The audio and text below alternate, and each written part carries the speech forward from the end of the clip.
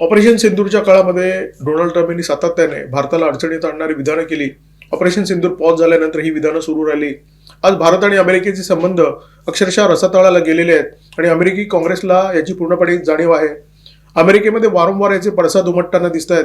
काही काळापूर्वी अमेरिकी काँग्रेसच्या 44 सदस्यांनी डोनाल्ड ट्रम्प यांना पत्र लिहिलं आणि त्यांचे पाकिस्तानमधले घट्ट मित्र, पाकिस्तानचे लष्करशहा फील्ड मार्शल आसिम मुनीर यांच्या विरोधात कारवाई करावी अशा प्रकारची विनंती त्यांना केली.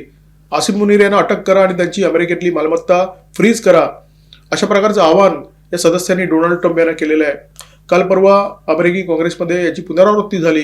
सिडनी कॅमलॅगर डो डेमोक्रॅटचे सदस्य आहेत आणि त्यांनी पुतीन आणि मोदी यांचा जो सेल्फी आहे, जो पुतीन यांच्या भारत भेटीच्या दरम्यान काढण्यात आला होता, तो सभागृहामध्ये झळकावला. त्यांनी ट्रम्प यांच्यावर अत्यंत बोजरी टीका केली. त्यांनी सांगितलं की तुमच्यामुळे अमेरिका आणि भारताचे संबंध घसरलेले आहेत आणि रशिया आणि भारत एकत्र आलेले आहेत. अमेरिकी काँग्रेसच्या सदस्यांनी ट्रम्प यांच्यावर टीका केली आणि त्याच्यामुळे ट्रम्प गळपटले. त्यांनी नरेंद्र मोदी यांना फोन केला. अशातला काही भाग नाहीये. कारणं वेगळीच आहेत आणि कारणं याच्यापेक्षा जास्त गंभीर आहेत.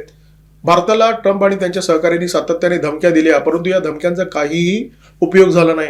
अमेरिकेचे कॉमर्स सेक्रेटरी हावर्ड लुटनिक यांनी भारताला दम दिला होता की टेरिफ लादल्यानंतर भारत सरपटत आमच्याकडे येईल आणि सॉरी म्हणेल. अर्थात हे त्यांचं दिवास्वप्न होतं.